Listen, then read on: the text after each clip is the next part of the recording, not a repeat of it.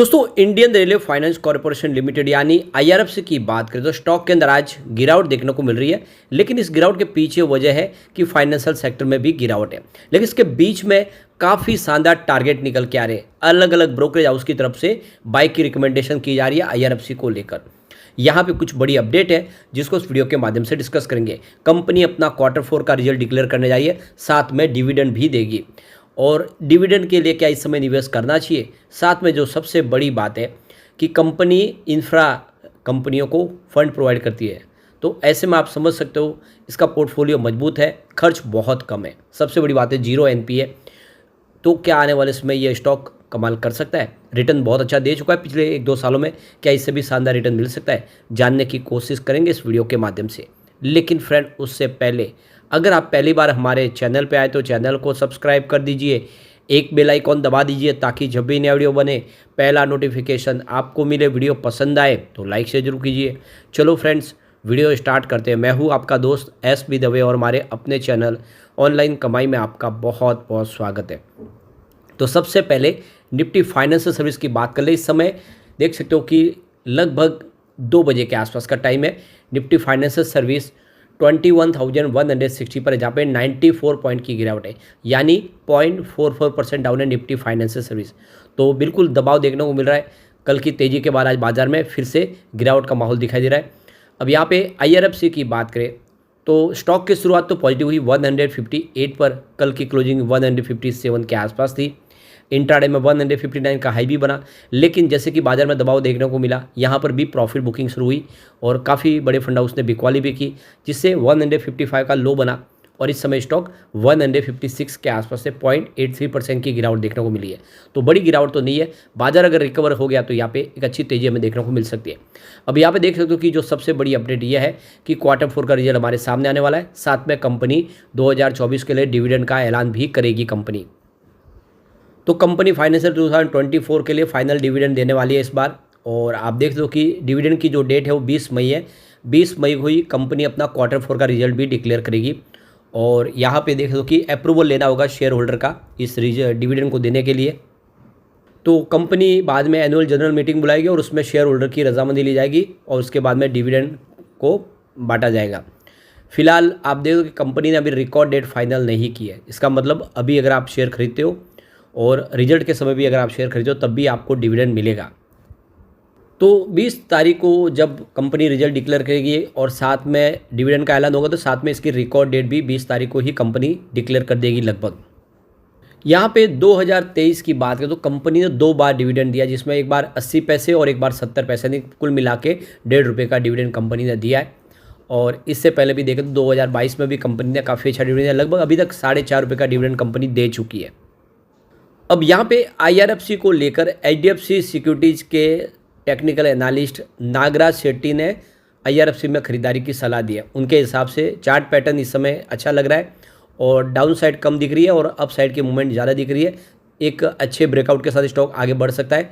तो यहाँ पे देख लो कि उन्होंने उसका टारगेट रखा 175 का फर्स्ट टारगेट है और सेकंड टारगेट 195 का, यानी स्टॉक 200 तक जाता हुआ दिखाई दे सकता है।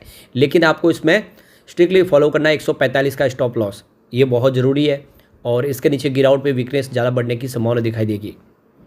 दूसरी तरफ देखें तो एंजल वन के ओशो कृष्णन के हिसाब से देखें तो स्टॉक ने अभी देख सकते हो कि 142 से 40 का जोन बताया है और ये एक सपोर्ट जोन है। आने वाले समय अगर अब नीचे की तरफ गिरावट होती है तो जो सपोर्ट होगा वो 134 के आसपास है और इस सपोर्ट के आसपास अगर आप सपोर्ट को मेंटेन करके यहाँ से खरीदारी करते हो तो इसमें एक रेजिस्टेंस दिखाई देगा 160 से 162 के आसपास है।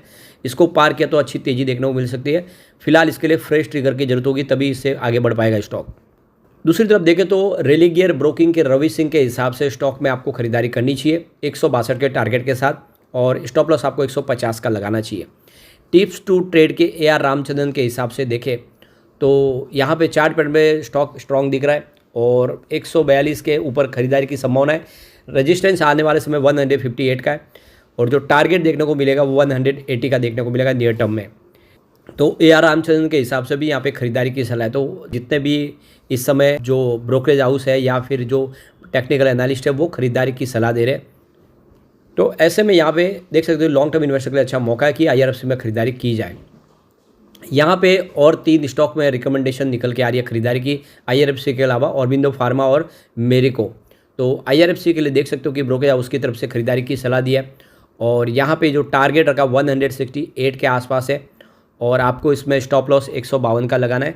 तो 152 के स्टॉप लॉस के साथ खरीदारी करेंगे तो आपको 168 का टारगेट देखने को मिलेगा। ये शॉर्ट टर्म टारगेट दिखाई दे रहा है और जितना निचले लेवल पे मिले ब्रोकर हाउस का कहना है कि आपको इसमें एक्यूमुलेट करना चाहिए डिप में।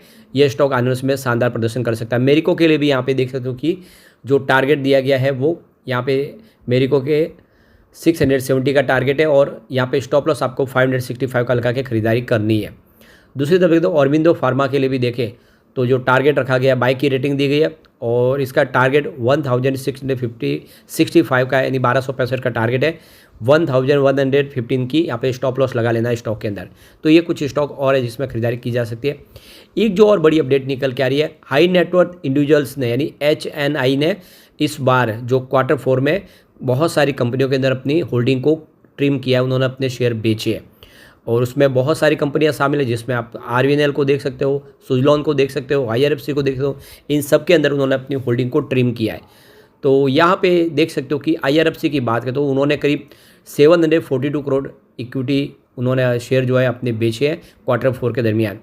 तो बहुत सारे कंपनियों ने इसमें अपना निवेश बेचा है।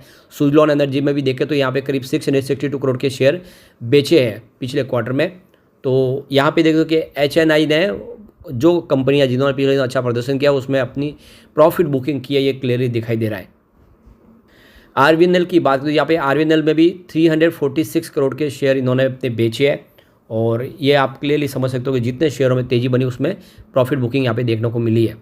अब यहाँ पे कुछ बड़ी डील हुई है, उन डील की तरफ चलते हैं।